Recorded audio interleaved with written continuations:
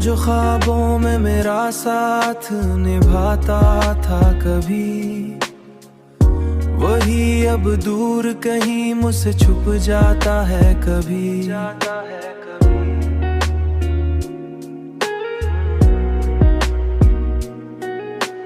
मैंने चाहा था जिसे दिल की गहराई से, वही हर बात पे मुझको रुलाता है कभी।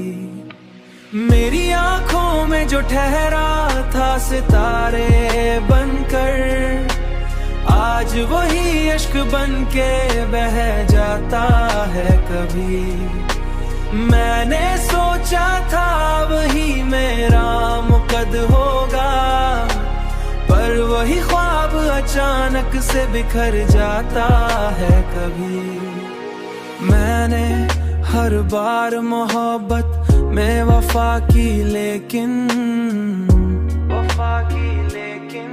मेरे हिस्से में फकत दर्द ही आता है कभी।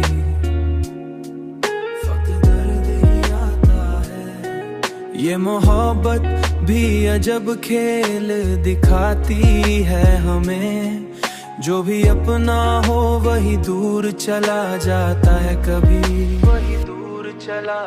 मेरी आंखों में जो ठहरा था सितारे बनकर, आज वही इश्क बनके बह जाता है कभी।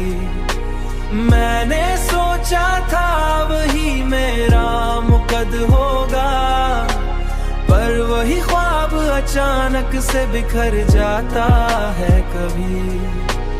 अब तो तन्हाई भी मुझसे ये सवाल करती है, तू जो हंसता था कभी क्यों चुप हो जाता है कभी।